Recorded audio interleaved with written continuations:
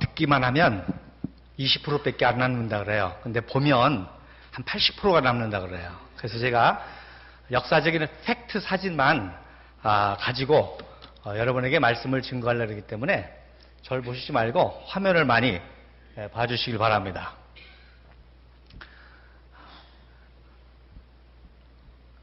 자, 올해가 광복 71주년인데 진정한 광복은 통일입니다. 할렐루야. 왜? 우리는 빛과 자유를 누리지만 저 북녘 땅은 어둠과 아주 감옥과 지옥의 나라가 됐죠. 그래서 이제 통일이 굉장히 임박했습니다. 그래서 하나님께서 저로 하여금 이 통일이 임박했으니까 한국교회로 하여금 통일을 위해서 기도하게 하고 깨우치라고, 그리고 왜 통일이 될 수밖에 없는지 또 어떻게 될 것인지 그런 걸 증거케 이렇게 하셨습니다. 그래서 제가 오늘이 작년 5월부터 시작해가지고 오늘이 64번째입니다. 전국적으로 돌아다니면서 강의를 하게 되는데 여러분 이해를 돕기 위해서 영화 가지고 얘기하려고 그래요. 인천 상륙작전 보신 분 손 들어보세요. 손 내리시고, 보신 분은 한 번 더 보시고, 안 보신 분은 오늘 설교 듣고 꼭 보세요. 그래서 1948년 8월 15일 대한민국이 건국이 됐는데, 안타깝게 1950년 소련이 공산주의를 향해서 전쟁을 일으켰잖아요. 그래서 없어질 뻔했는데 인천 상륙작전으로 성공해서 그나마 휴전을 통해서 비록 반쪽이지만 오늘날 세계적인 나라가 됐습니다. 아멘. 이제 반대로 전쟁을 일으켰던 저 북녘 땅은 지금 거의 국가의 기능이 끝난 그런 상태입니다. 그래서 이제 통일이 임박했는데, 그래서 이 인천 상륙작전을 가지고 역사 얘기를 제가 쭉 하려고 합니다. 자, 인천 상륙작전이 성공을 했는데 인천이 왜 중요하냐? 1884년 6월 달에 맥클레이 선교사가 처음으로 인천을 통해서 들어왔어요. 그 다음에 9월 달에 알렌 선교사가 그를 통해서 들어왔습니다. 그리고 우리가 아는 대로 1885년 4월 6일 날 아펜젤라 언더우드 선교사님이, 그러니까 모든 선교사님이 인천을 통해서 들어왔기 때문에 인천이 우리나라 전국 기독교 교율이 제일 높은 도시입니다. 그 다음에 놀라운 거는 1895년 10월 달에 명성황후 시해 사건이 있었죠. 그 시해 사건 직전에 수비대장이 존 다이 장군입니다. 그러니까 일본 놈들이 명성황후 시해를 하려고 그 전까지는 자기들이 궁중시부를 했거든요. 근데 우리는 철수한다. 그래서 철수하고 미국 존 다이 장군에게 맡기고 일본으로 가는 척하면서 새벽에 다시 와가지고 이 사건을 일으킨 거예요. 그런데 이 존 다이 장군이 궁중수비대장 할 때 메가더 장군 아버지가 필리핀 사령관으로 있다가 1895년 10월 달에 인천을 통해서 조선을 방문하고 존 다이 장군을 만나고 고종을 만납니다. 그리고 고종이 그래서 감사해서 향로를 선물해줘요. 향로를. 그 조선 향로를 메가더 장군 아버지가 갑옷처럼 가지고 있다가 누구에게 유물로 남겨줬을까요? 메가더에게 맡겨줬습니다. 그러니까 메가더는 이 조선 향로를 가지고 가는 데마다 이겼을까요? 졌을까요? 가는 데마다 이기니까 별 5개가 됐죠. 그러니까 이미 이승만 박사가 프린스턴에서 박사학위 받을 그때쯤부터 메가더 소령은 이승만 박사를 형님처럼 모셨습니다. 자, 그리고 우리나라가 이제 대한민국 건국하잖아요. 1848년 8월 10일 건국할 때 태평양 사령관인 메가더를 초청해서 건국식 때 참석을 시켰습니다. 그런데 메가더가 1945년 일본이 필리핀을 기습 공격했지 않습니까? 그러니까 메가더 원수가 도망가다가 부관이 조선 항로를 바다에 빠뜨렸어요. 찾을 수 있을까요? 못 찾을까요? 못 찾죠. 근데 이승만 대통령이 이거를 알고 1948년 건국식 때 전 조선에 이 똑같은 조선 한결을 찾아라 그랬습니다. 그랬더니 그것을 만든 사람을 찾았어. 근데 그 사람이 하필이면 2개를 만들었어. 그러니까 하나가 남아있는 거예요. 그거를 선물로 줬습니다. 그러니 메가더가 뒤집어지죠.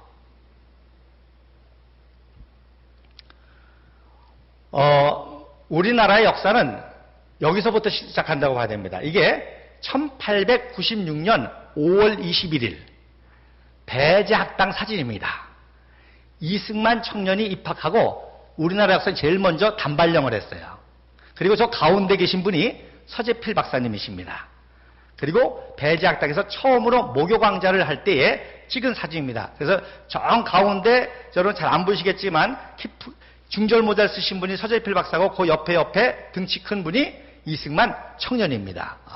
그러니까 이때부터 이승만 청년은 아펜젤라 선교사님, 서재필 박사, 허버트 선교사 모든 선교사의 지도를 받고 대한민국을 건국하는 그런 꿈과 비전을 가졌던 거지요. 자, 더 올라온 거는 1905년도 9월 8일이 고종 생일입니다. 그런데 고종 생일을 누가 축하해 주는 거 아니? 기독교인이 하는 겁니다. 그러니까 저기 그 오른쪽 사진에 십자가 깃발이 있죠? 그리고 무슨 깃발이 있어요? 태극기 깃발이 있었습니다. 그러니까 선교사들이 조선에 오자마자 십자가 깃발과 태극기 깃발을 항상 교회에다 같이 걸어놓고 이 조선, 이 한민족에게도 우리 미국과 같은 기독교 자유민주주의 국가를 세워야 되겠다. 예수 믿고 천국 갈 뿐만 아니라 이 한민족을 하나님의 백성 만들고 오늘 창세기 출애굽기 19장 6절에 있는 말처럼 이 한민족을 거룩한 백성, 하나님의 거룩한 백성으로 만들고 제사장 국가, 미국과 같은 그런 자유민주주의 국가를 세워서 동북아시아 또 이 아시아 전체를 선교하는 선교 나라를 세우겠다는 것이 저들의 비전이었습니다. 그러니까 선교사님들이 이런 행사를 주도한 거예요. 그 당시는 국가의 개념도 없었어요. 깃발도 개념이 없었을 때요.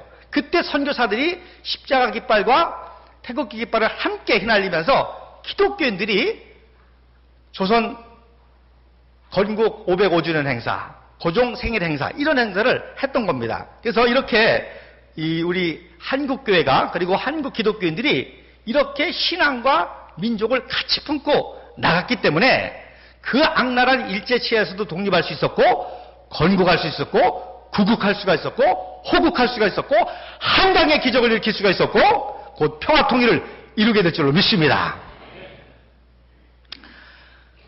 1919년 만세운동 아시죠? 만세운동을 누가 주도했는가 하니 이승만 박사가 주도했습니다. 그래서 이승만 박사가 이때 현상금이 30만 불이에요. 일본 제국이 이승만 잡으면, 이승만 죽이면 현상금이 30만 불입니다.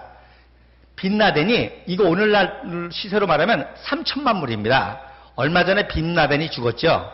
빈라덴이 현상금이 얼마인지 아십니까? 2,700만 원, 700만 불입니다. 오늘날에 그 미국이 내건 현상금이 2,700만 불인데 100년 전에 이승만 박사 일본 제국이 내건 현상금이 3천만 불이에요. 근데 나라 팔아먹은 이완용이가 받은 돈이 300만 불입니다. 약 150만 불입니다. 엄청나죠? 조선을 일본에 넘겨준 이완용이가 받은 돈이 약 150만 불인데 이승만 박사의 현상금이 3천만 불이었어요. 그래서 3.1운동을 이 박사의 지도로 해서 3.1운동 이후에 생긴 상해 임시정부의 초대 대통령이 이승만 박사입니다. 그런데 그때 이 3.1운동 사태를 해결하기 위해서 일본 내무부장 우사미라는 사람이 선교사들을 모아놓고 어떻게 하면은 이 사태를 정리하고 이 조선 민족을 잘 다스릴 수 있느냐 그렇게 물어봤더니 선교사들이 하는 말이 이 한민족은 고도의 정신적인 아주 민족이기 때문에 절대로 총칼로서는 다스릴 수 없다. 너희들이 총칼로 다스릴 수 있는 민족이 아니다. 이 한민족은 굉장히 영성이 있고 지성이 있고 도덕적이고 굉장히 고도의 문화 문명을 가진 민족이기 때문에 문화정책을 써야 된다 그랬습니다. 그래서 그때부터 선교 정책이 허가제에서 신고제로 바뀝니다. 그러니까 그동안에는 허가를 받아야만 선교를 할 수 있어요. 학교를 세우거나 교회를 세우거나 선교사나 오는 것도 허가를 받아야 돼. 근데 이때부터 신고만 하면 돼. 그래서 놀라운 거는 3.1운동을 통해서 선교사들이 대한민국에 쏟아져 들어왔습니다. 근데 여러분 생각해 보세요. 일본 식민지로 없어지는 나라입니다. 나라도 없고 이제 일본 식민지 되는 나라야. 그런데 희한하게 선교사들은 오히려 생명을 걸고 두르기 시작하는 거예요. 선교사들은 뭘 받느냐? 이민족만이 거룩한 백성과 한 제사장 나라, 이 성경을 완성할 수 있는 마지막 민족이라는 걸 본 겁니다. 할렐루야. 어마어마합니다. 지금 뭐 가슴이 뛰지 않으세요? 미국의 선교사들은 최고 엘리트들입니다. 그때 온 선교자 중에 하나가 윌리엄 얼 쇼라는 선교사님이 와서 평양에 들어가서 남산원교회를 도우면서 광성교회를 하고 그런 사역을 했습니다. 저 오른쪽에 계신 분이 선교사입니다. 잘생기셨죠? 그리고 1922년도에 아들이 태어났습니다. 평양에서 태어났어요.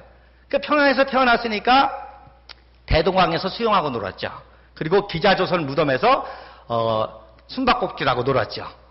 그리고 1939년도에 OW, 오하이오 웨슬리안 유니버시티에 들어갑니다. 아들이. 그런데 1941년도에 일본이 태평양 전쟁을 일으키니까 선교사들을 간첩 혐의로 다 내쫓았죠.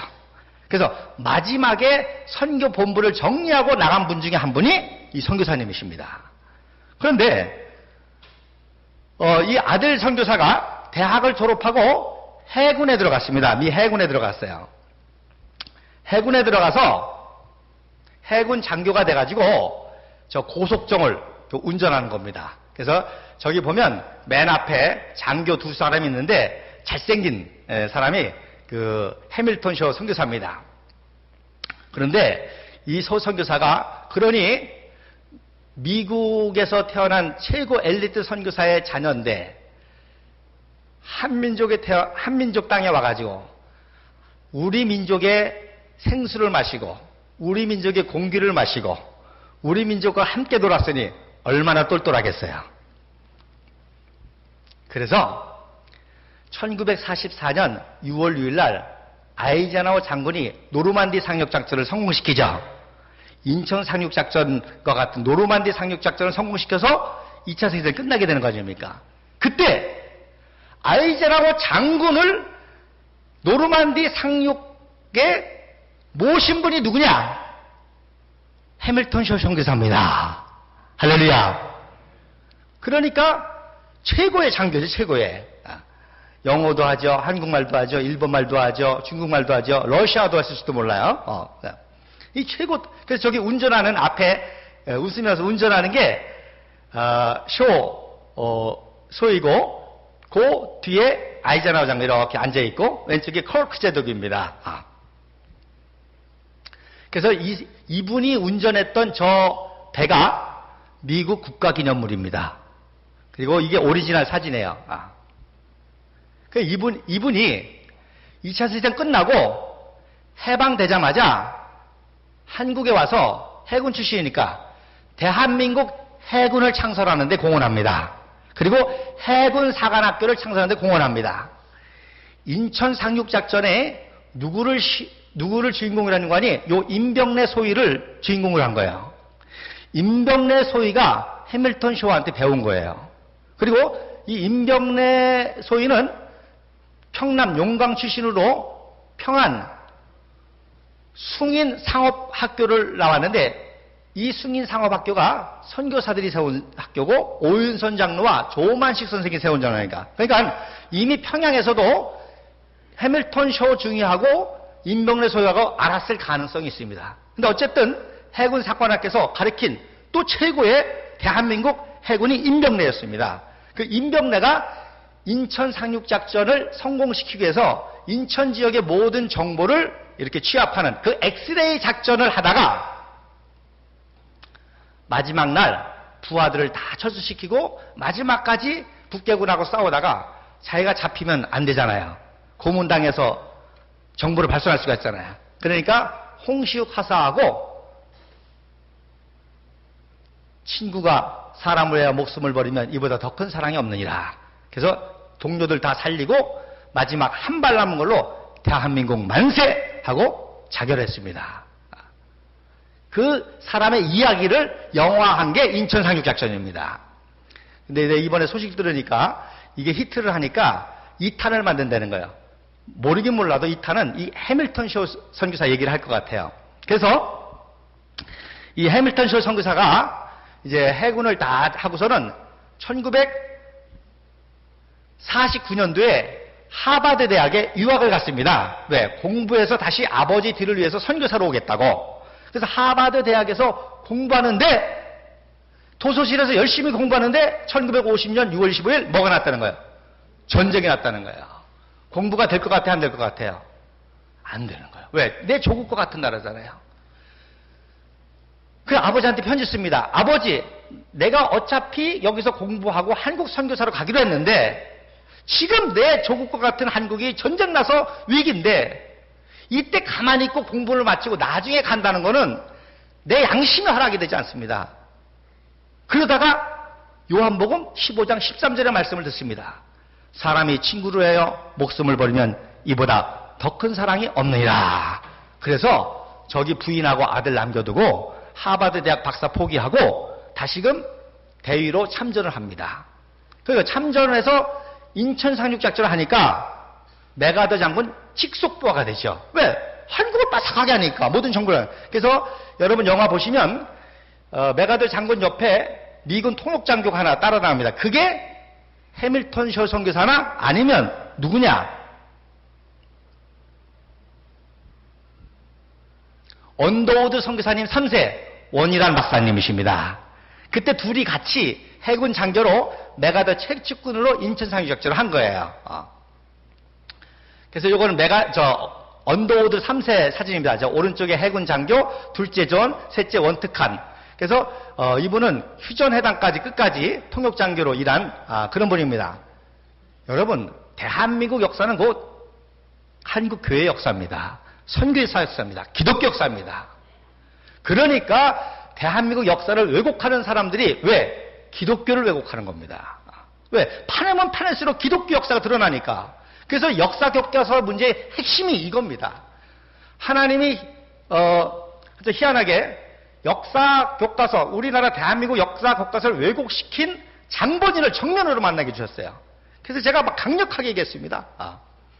그랬더니 이분하고 이제 하다가 제가 나중에 너무 무안을 줘가지고 내가 대한민국 역사 교과서를 보면 꼭 북한 교과서를 보는 것 같다. 그랬더니 막 흥분하고 그러더라고요. 나중에는 이제 미안해서 사실은 이렇게 기독교에 놀라운 역사가 있는데 이런 거를 빼고 이런 거를 왜곡하니까 내가 그게 안타까워서 그런다 그랬더니 자기네들도 이제 수정하려고 그런다는 거예요. 그래서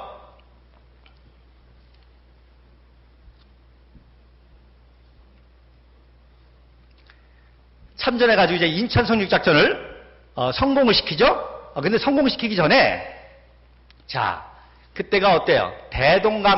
낙동강을 놓고 낙동강 오리알 신세가 되느냐, 여기서 반격해가지고 회복하느냐. 그때 절대절명의 위기였었거든요. 그러니까 이승만 대통령이 전쟁 나자마자 부산에 임시 수도를 세우고 6월, 7월, 8월, 9일 구국기도회를 합니다. 소랑교회. 참 신기하죠? 경남도청을 임시 경무대를 썼는데 경남지사가 마침 초량교회 양성봉 장로님이세요. 그러니까 이승만 대통령이 부산으로 피난 내려온 모든 목사장로 집합 그러고요. 그리고 영남 지역의 모든 목사장로 집합 그래가지고 기도회를 했습니다. 이게 기도회 한 사진이에요. 그 초량교회 역사책에 나온 사진입니다. 그 기도회 끝나고 한 사진이에요. 그래가지고 나라가 이 풍전풍화인데 우리 하나님께 기도해야 된다. 그래서 거기서 기도해가지고 첫 번째 일어난 기적이 UN 16개국 참전. 할렐루야. 역사상 있을 수 없는 일입니다. 그래서 그때 안전보장 이사회 5개국이 있었죠. 그러니까 소련이 참석해서 반대하면 안 되는 거예요. 근데 소련이 참석을 안 해가지고 이게 가결됐단 말입니다. 그러니까 여러 가지 신화들이 막 생기는 거예요. 뭐 비신스키가 보드카를 너무 많이 먹어가지고 밤에 못 일어났다. 또 오다가 교통사고 나가지고 그거 빵꾸 때우느라고 못 나왔다. 이런 여러 가지 전설과 설화가 있는데 팩트가 뭐냐? 일부러 참석을 안 한 거예요. 왜? 괜히 참석했다가 니네 배후에서 소련이 도와줬잖아. 이런 소리 듣고 그러면 논쟁 붙어지면 곤란하니까 아예 참석을 안 했는데 유엔 16개국이 창설이 될 줄은 꿈에도 몰랐죠. 하나님의 역사입니다. 할렐루야. 그래서 유엔 16개국이 참전을 하고 그 다음에 낙동강에 막 북괴군이 그냥 몰려들어가지고 쓸어버리려고 하는데 우리가 버틸 수 있는 거는 공군력이 강하니까 B-29가 떠가지고 융단 폭격을 하는 거예요. 근데 8월 달에 장마철이잖아요. 비가 오니까 뜨질 못하는 거예요. 그래가지고 하나님께 하나님 날씨가 개어됩니다.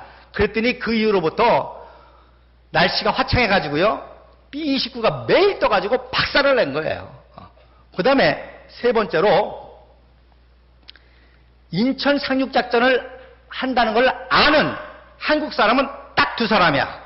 이승만 대통령하고 손원일 제독하고 해군 손원일 제독하고.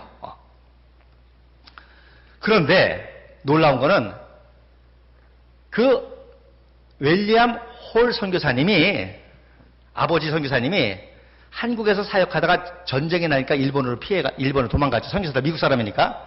근데 거기서 유엔 군목으로 다시 참전합니다. 참전해가지고 이승만 대통령한테 우리도 군목 제도를 만들어야 된다는 거예요.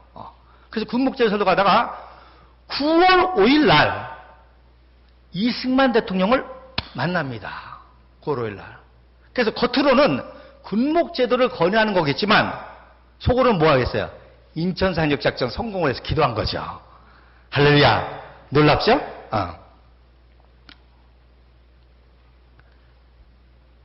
그래서 인천 상륙작전을 성공하게 되는데 여러분 이 인천 상륙작전 영화에 보면 메가다가 September 15, 12 o'clock 먹어서 막 영어로 이제 공격 개시하는데 사실은 주기도문을 했습니다. 주기도문을 하고 아멘 하는 게 신호예요. 그래서 인천 상륙작전을 성공을 했습니다. 이제 성공한 거예요. 그런데 해밀턴 쇼 이 대위가 인천상에 상륙하고 그 다음에 상륙작전 성공했으니까 뭐 해야 돼요? 서울 탈환작전 해야 되잖아요. 내 조국과 같은 서울 중앙청에 내가 태극기 꽂겠다고 해병대 최선봉모로 보내달라고 그런 거예요. 여러분 사령부에 있으면 죽어야 안 죽어요? 사령 안 죽잖아요. 내 전우들과 내 민족이 내 동포들이 지금 이렇게 전투에서 죽고 있는데 나 사령부에서 편안히 있을 수 없다. 내가 최전방에서 서울 수복에 앞장서겠다 그래서 맨 앞장서서 돌격하다가 9월 22일 날 녹본동에서 기관총세를 받아가지고 돌아가십니다. 그래서 지금 저게 은평교회 옆에 녹본동에 동상이 서 있습니다. 제가 하버드 대학교를 방문했더니요. 하버드 대학교 채플 오른쪽에 저게 오른쪽에 이름이 쫙 있습니다. 저게 뭔지 아세요? 하버드 대학교 재학생이나 하버드 대학 출신 중에서 한국전에 참전해서 죽은 사람의 명단입니다. 저 보는 순간 눈물이 팍 나오더라고요. 하버드가 어떤 데입니까? 주에서 1등에 들어가는데요. 근데 그 하버드 출신들이 한국전쟁에서 피 뿌린 사람 명단이 쫙 있습니다. 무엇보다도 이 해밀턴 선교사님이 우리 민족을 위해서 피를 뿌렸습니다. 이게 대한민국입니다. 할렐루야. 어디 감히 대한민국이 헬조선이라고 모독을 해? 예수 그리스도의 보혈의 피, 십자가의 피, 희생의 피, 사랑의 피, 기도로 세워진 나라입니다. 아멘. 세상에 이런 나라가 어디 있어요? 이 나라가 통일을 하고 세계사를 주도하게 될 줄로 믿습니다. 아멘. 그러니 이 대한민국의 이 위대한 역사를 우리 청년들이, 청소년들이, 어린이들이 알고 가슴 뜨겁게 하면서 세계로 나가고 말이야 해야 되는데 뭐 헬조선 뭐 50만 원씩 뭐 받는다고? 말이나 되는 얘기입니까? 우리 청년들 금메달 따는 거 보세요.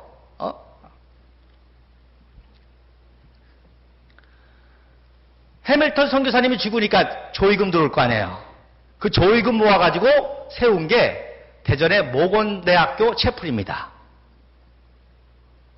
아들, 내 장례식 때 들어온 돈으로 모건대학 채플을 세웠습니다. 그리고 양화진에 묘지가 있습니다. 그 묘지에 더 뒤는 아버지 묘지고 앞에는 아들 묘지입니다. 거기에 영어로 요한복음 15장 13절이 써 있습니다. 그리고 서울을 수복했잖아요. 서울 수복하고서는 중앙청에서 기념식을 갖는 거예요. 그래서 왼쪽이 그때 전쟁을 처음 했으니까 무공훈장이라는 것도 없었어. 그래서 이승만 대통령이 종이로 태극 무공훈장 종이로 써가지고 주는 거예요. 종이로. 그리고 나중에 태극 무공훈장을 만들어서 했고, 오른쪽 사진이 참 이승만 대통령이 우리 대한민국을 구해준 메가더 원수 나오셔서 인사 말씀 해주시겠습니다. 그랬더니 메가더 원수가 딱 세 마디 했어요. 우리는 by the grace of God, 하나님의 은혜로 싸웠고, 우리는 by the grace of God, 하나님의 은혜로 이겼다. Let's Lord's Prayer. 다 같이 주기도문 하시겠습니다. Our Father, art in heaven, hallowed be thy name. Thy kingdom come, thy will be done, on earth as it is heaven. 그래서 주기도문 하는 사진입니다. 근데 뭐 메가더 동상을 붙이자고? 그런 세력이 남한에 있다는 거예요. 얼마나 안타까워요. 자, 오른쪽이 서울수복 행사를 마치고 메가더 원수가 이승만 박사를 모시고 내려오는 사진입니다. 저는 이 사진이 제일 감동적이에요. 메가더 원수가 어떤 사람입니까? 아이젠하워가 쌍벽을 이루는 대통령 후보였습니다. 미국 최고의. 그런 분이 이승만 대통령을 형님처럼 다 모시고 오는데, 저 왼쪽 사진은 뭔지 아세요? 저게 일왕 히로히토입니다. 메가더 사령관이 일본을 점령하고 너 히로히토, 너 신이 아니야. 너 신 아니라고 선포해. 그래서 나는 신이 아니다 선포하고 일부러 사진 찍은 거예요. 딱 쫄아가지고. 짝 쫄아. 일부러. 뒷짐졌죠? 이 메가더 상권이 얼마나 멋있어요. 그 악랄한 일본 제국, 동남아시아를 다 먹고 미국하고 전쟁을 일으키고 세계를 먹고 같이 그렇게 난리를 폈는데, 일본 천황 너는 신이 아니야 선포하고 이리 와 사진 찍어. 그래가지고 쫄아가지고 하고 메가더 와서 일부러 뒷짐 딱 찍고. 이런 분이 대한민국을 이렇게 존경하는 거예요. 왜? 누구 때문에? 이승만 대통령 때문에. 그러니까 제가 목사와 선교사의 양심을 걸고 내가 이런 역사를 다 연구하면서 이승만 박사에 대한 모독과 모함과 왜곡과 폄하는 99%가 왜곡 날조입니다. 조작입니다. 그걸 제가 하나씩 지금 이런 팩트를 가지고 강연하면서 책으로 쓰려고 온 거예요. 너무 멋있죠? 네? 그러면 저분이 이승만 박사를만 존경하느냐? 우리 대한민국이 뭐예요? 국민이 하나가 되는 거 아니에요? 우리가 하나가 됐으니까 이 나라를 건설했지.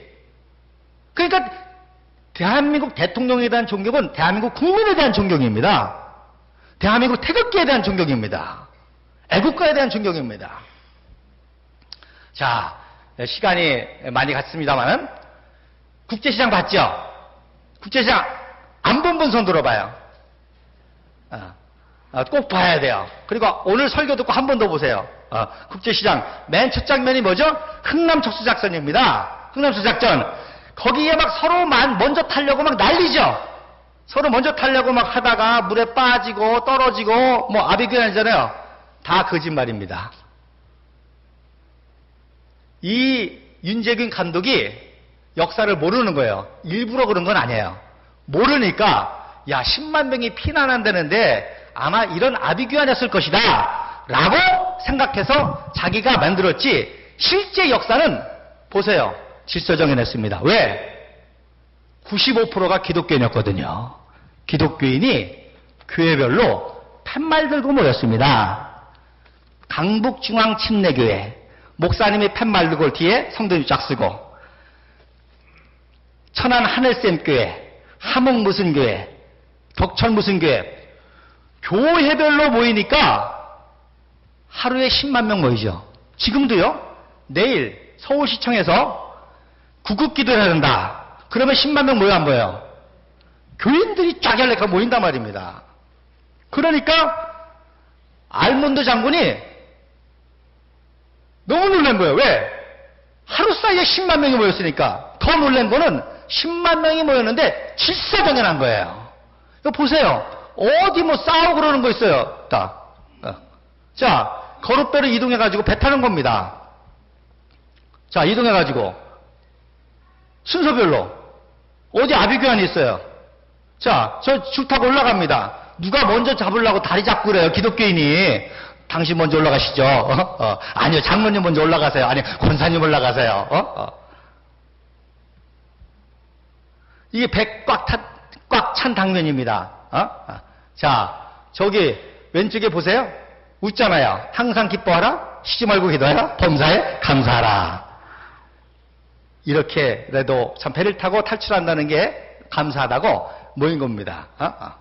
그러니까 10만 명 가까이 모였는데 질서정연하니까 알몬드 장군, 그래서 나온 말이, 이 민족은 우리가 구원할 만한 가치가 있는 민족이다. 이게 한민족이고요. 한민족 기독교인입니다. 전쟁의 그 와중에도 기독교인들이 하나도 미동하지 않고 불안하고 공포에 떨고서는 뭐 서로 살겠다고 하지 않고 질서정연하게 오로지 신앙의 자유를 찾겠다고 탈출한 거예요. 더 놀라운 것은 이 사건이 있기 전에 장진호 전투가 있습니다. 개마고원 밑에 장진호의 해병 1사단이 전투한 거예요. 근데 겨울이니까 얼마나 추웠어요. 그 오른쪽에 미 해병 병사, 그렇게 용감한 미 해병 병사도 그 추위에 이렇게 견디기 힘든 거예요. 근데 그때 이종현 청년이 고려대학교 영문과 출신인데 해병대 장교로 참여를 해가지고 이런 증언들을 나중에 해줬습니다. 그래서 미군이 이제 함흥 쪽을 제일 점령해가지고 11월 18일 날 개마고원 밑에 하갈울리라는 데를 점령을 했어요. 그 점령해서 이렇게 민정시찰하는데 어디 구석에서 무슨 소리가 나는 거예요. 이렇게 가만히 들어보니까 무슨 소리일까요? 기독교인들이 비밀리에 예배하는 거예요. 그래서 이제 해방됐습니다. 그래서 5년 동안 비밀리에 공산치하에서 신앙을 지키다가 나와가지고 첫 예배를 드리는 장면입니다. 그리고 교회종, 뺏어간 교회종 찾아다가 놓고 예배 드린 거예요. 그리고 그 다음 주가 하필이면 추수감사주일이야. 그래서 추수감사주일을 이인선 목사님하고 미군 해병대들하고 같이 예배를 드린 겁니다. 그런데 누가 들어왔어? 중공군이 들어왔잖아요. 그 중공군이 포위를 해가지고 미 해병 1사단이 다 죽게 생겼네. 그러니까 어떻게 해요? 미 해병 1사단은 역사상 한 번도 져본 적이 없는 부대입니다. 한 번도 후퇴를 해본 적이 없는 부대예요. 근데 중공군에게 포위돼가지고 몰살당하게 생겼으니까 철수하라 그랬죠. 그래서 이게 마지막 철수 예배 드리는 겁니다. 그러니까 미군이 들어왔다고 기독교인들이 드러났는데 다시금 공산당이 들어오면 기독교인 죽어 안 죽어요? 그러니까 어떻게 해야 돼요? 같이 피난 내려오시. 해병 1사단하고 함경도 지역에 개마고원 지역에 이 기독교인들하고 같이 피난을 내리게 되는 겁니다. 그런데 이 해병대의 스미스 장군이라는 사람이 참 지혜로운 장군이야. 자기 생각에는 너무 진격 속도가 빨라가지고 위험에 처해. 그러니까 천천히 거기까지 간 거예요. 그리고 만약에 사태를 대비해가지고 비행장을 깔았습니다. 해병대가 유사시를 대비해가지고. 그런데 진짜 중공군에게 포위됐잖아요. 그러니까 빨리 철수 안 하면 다 죽게 생겼거든요. 그러니까 해병대가 죽는다는 거는, 해병대가 진다는 거는 단순히 병사 몇 명이 죽고 뭐 한 부대가 패배했다는 의미가 아니라 미국이라는 초인류 강대국을 상징하는 부대가 해병대거든요. 그 해병대가 중공군에게 몰살당했다는 건 이거는 미국의 자존심 문제란 말입니다. 그러니까 어떻게 해서든지 살려야 되니까 빨리 철수를 해라 그랬죠. 그래서 비행기를 철수하라 그랬습니다. 비행기를 철수했어요, 안 했어요? 그러면 미 해병이 써달만 비행기를 철수하면 기독교인들은 다 죽으라는 소리잖아요. 그러니까 철수했어요, 안 했어요? 스미스 소장이 우리는 신앙의 자유를 찾아서 피난하는 기독교인과 함께 육로로 탈출한다 그런 거예요. 서로 만들 쓰세요? 이 신앙의 자유를 지키는 이 피난민들하고 같이 육로로 탈출한다는 거예요. 그래서 부상병만 비행기로 탈출을 시키고 육로로 200km를 걸어서 어디까지? 흥남까지 오는 겁니다. 그게. 그래서 흥남 철수 작전이 시작이 된 거예요. 그래서 미 해병은 한 번도 후퇴를 안 한 부대이기 때문에 스미스 장군이 너무너무 자존심이 상하는 거야. 그러니까 미국은 후퇴합니까? 아니야. 우리는 We are advancing another direction. 다른 방향으로 진격 그런 거예요. 이게 너무나 유명하니까 또 다른 버전이 있어. We are attacking another direction. 다른 방향으로 공격. 후퇴한다는 말이 싫어가지고 말이야. 그 정도 자존심 있는 부대예요. 그 부대가 같이 200km를 기독교 피난민하고 오는데 여러분 기독교 피난민 사이에 점점 불어갑니다. 소식을 듣고 기독교인들이 저 내려올수록 그렇잖아요. 저기 상계동에서 200명 모였다가 중계동 오면은 400명 되고 하계동 되면은 600명 되고 점점. 그러니까 그 안에도 공산군이 있을 수 있고 간첩이 있을 수 있잖아요. 그러니까 그분들이 권총 숨겼다가 미군 쏴 죽이면 안 되잖아. 그러니까 항상 200m를 떨어져서 왔어요. 그러니까 미군이 가고 200m의 피난민 오고 그 얘기 무슨 일입니까? 고대에 누가 있어요? 중공군이 있잖아요. 그러니까 중공군하고 미군하고 총싸움하는 사이로 미군들이 우리 기독교인들이 탈출해 오는 거예요. 얼마나 추웠습니까? 올해도 추웠지만 미 해병들이요 이 눈보라. 그래서 중공군보다도 추위가 더 무서웠다는 거예요. 중공군은 하나도 안 무서운데. 그런데 더 놀라운 사건이 있었습니다. 고토리까지 왔는데 진흥리에 다리가 끊어졌어. 그러면 다리가 있어야 다리를 건너서 하는데 이 몰살당하게 생겼잖아요. 그러니까 빨리 자재를 비행기로 날라가지고 다리를 만들려는데 그럴 시간도 없으니까 그때 최초로 아예 다리를 만들어가지고 비행기를 공수해서 떨어뜨리면 그냥 착착 조립만 하면 그렇게 할 수 있습니다. 그런데 겨울에 비바람이 얼마나 칩니까? 그 비행기가 뜰 수 있어 없어요? 못 뜨는 거예요. 그러니까 저 비바람 속에서 아까 말한 그 글레이븐 금목이라는 분하고 기독교인하고 뭐 했을까요? 기도했죠. 하나님, 마지막입니다, 마지막. 날씨만 좀 따뜻하게 해주세요. 날씨만 좀 화창하게 해주세요. 그러면 비행기가 떠서 다리를 내리고 졸업하면 마지막 끝난단 말입니다. 얼마나 간절히 기도했겠어요. 그 추위에. 그랬더니 별이 하나 딱 뜹니다. 할렐루야. 그게 유명한 The Star of 고토리. 고토리의 별이고 저 별 때문에 여기 별 표시죠? 저 별 때문에 살았다고 해병대 마크가 됐습니다. 할렐루야. 미 해병대가 용감해서가 아니라 기도할 줄 아는 부대이기 때문입니다. 절대절명의 순간에 전쟁에 능하신 여호와 하나님께 무릎 꿇고 기도할 줄 아는 부대이기 때문에 세계 최강의 부대가 되는 거예요.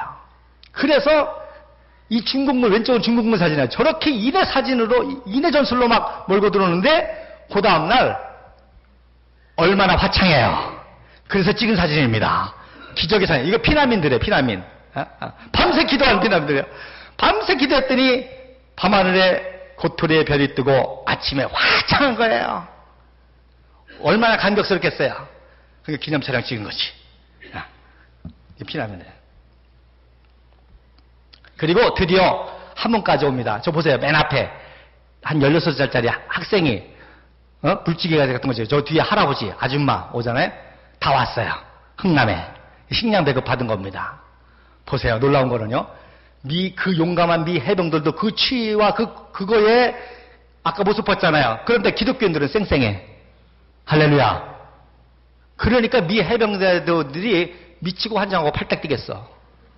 자기네들은 최고급 군복, 방한복, 장비, 음식, 야전 이거 가지고 하면서도 그렇게 고생하는데 저렇게 혼입을 하나 가지고, 치마 저고리 하나 가지고, 온갖 짐 다 지고, 그런데도 총탈이 빗발치는데도 안 죽고 살아나면서 여기까지 오니까 얼마나 대단하잖아요. 그래서 미 해병대는 시체 하나도 적진에다가 놓고지 않습니다. 다 가져와서 흥남에다가 이렇게 임시 무덤을 만들고 훈센 소장이 경례 타고 하는 거예요. 자, 여러분 잘 들으세요. 저 해병대원들이 비행기를 철수했으면 죽을 사람이 안 죽을 사람이에요? 에? 안 죽죠, 그때는. 왜 죽었어요? 기독교인 살리려고 오다가 죽은 거예요. 그러니까 스미스 수장이 전사한 병사들에게 너희들의 피는 절대로 헛되지 않아. 이 민족은 우리가 피를 흘려서라도 구원할 만한 가치가 있는 민족이다. 이 민족은, 이 기독교인들은 우리가 피를 흘려서도 구원할 만한 가치가 있는 민족이다. 이게 대한민국입니다. 할렐루야. 마지막 이거 하나만 할게요. 시간이 많이 지났으니까. 그래서 이 미군들하고 기독교인들하고 10만 명이 다 안전하게 탈출해야 되니까 트루먼 대통령이 국가 비상사태를 선포하고 전 미국은 기도하라 그랬습니다. 그래서 오른쪽이 국가 비상사태를 선포하고 사인하는 사진이야. 전 미국은 기도하라. 흥남 철수작전 성공하도록. 그리고 그 다음 해에 이제 앞으로 매년 5월 첫째 주 목요일은 National Day of Prayer, 국가 기도회다. 그 국가 기도회가 생겼습니다. 대한민국 때문에 미국이 매년 국가 기도를 하는 거예요.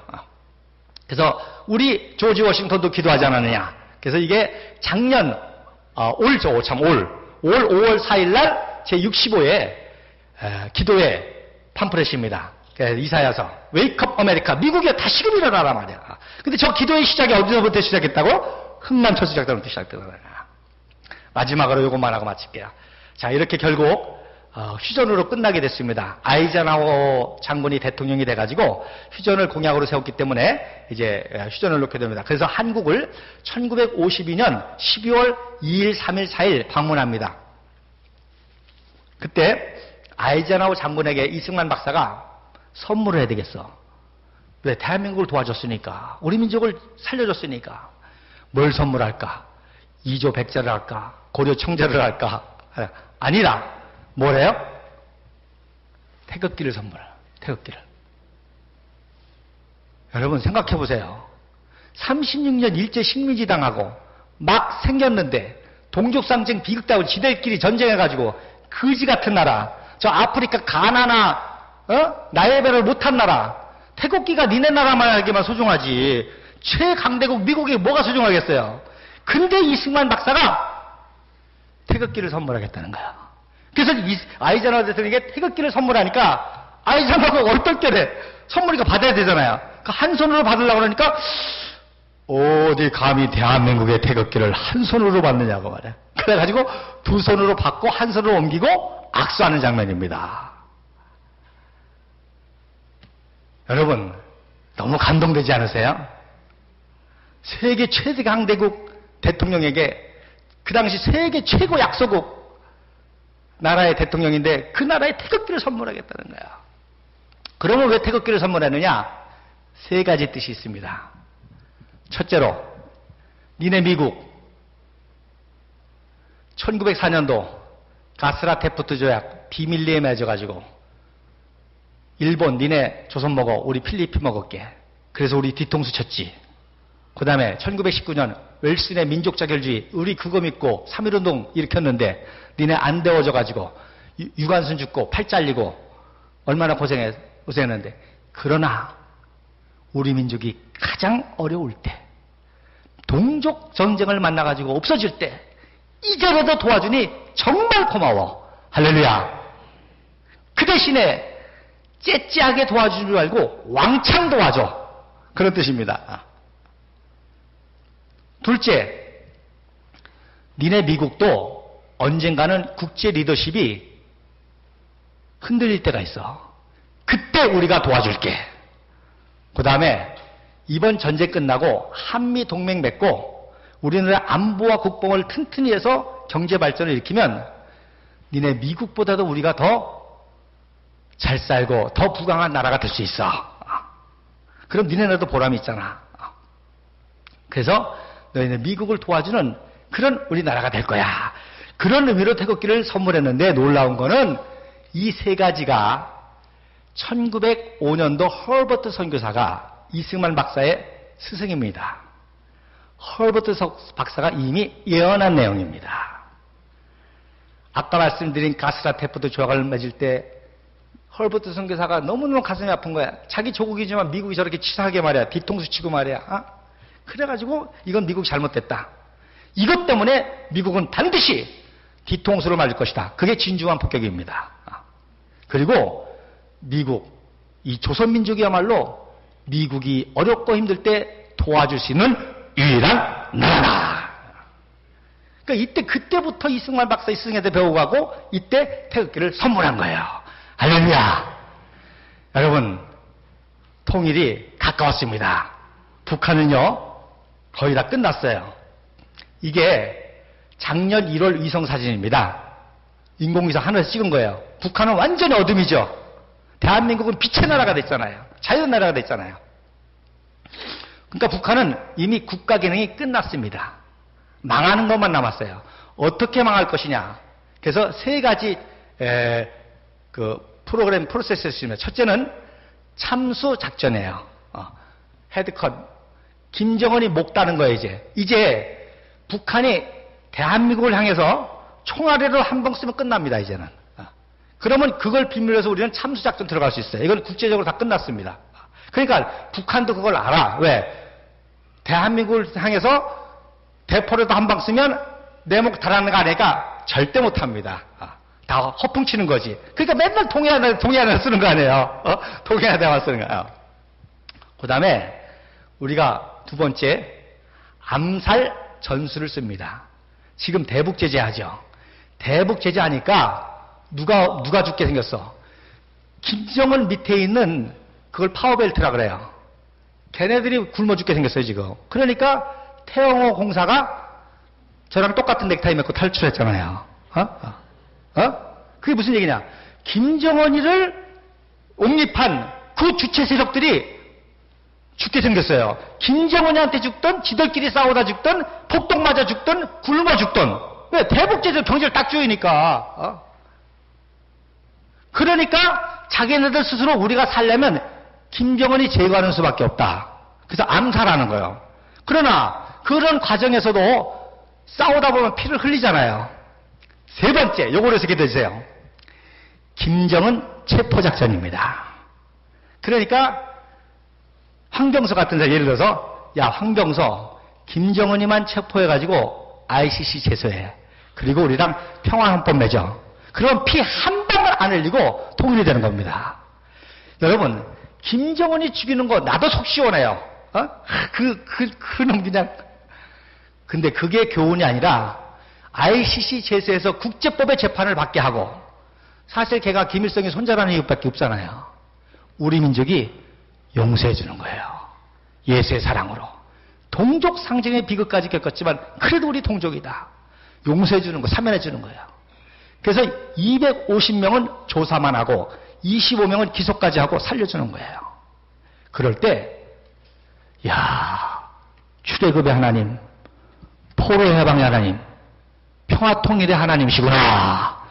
세계가 놀라게 될 줄로 믿습니다. 하나님의 살아계심을 증거하게 될 줄로 믿습니다. 하나님이 저에게 이런 걸 증거하라고 인도네시아에서 보내실 때 제가 하나님께 기도했습니다. 하나님, 지금 한국교회에 장장 3만 교회입니다. 내가 죽을 때까지 돌아다녀도 다 못 따라다닙니다. 그때 제가 하나 기도해요. 하나님, 큰 교회, 작은 교회, 감리교, 장로교, 침례교회, 그게 중요한 거예요. 하나님, 앞으로 올 이 통일 시대에 인물나는 교회만 보내주세요. 그랬습니다. 송종태 장로님은 제가 진짜 존경합니다. 3.1운동 때 제 설교 듣고 초청하셨어요. 그래서 침례교에서 초청한 거는 처음이에요.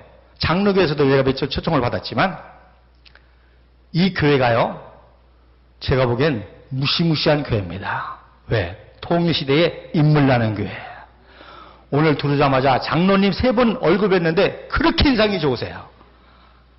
목사님 뵀는데 형님 같으세요. 우리 성도님들 보니까 정말 좋으세요. 여러분, 평화통일을 위해서 기도하시길 바랍니다. 평양상륙작전, 대동강의 기적이 일어날 겁니다. 그 대한민국이 미국과 함께 세계사를 주도합니다. 우리 한번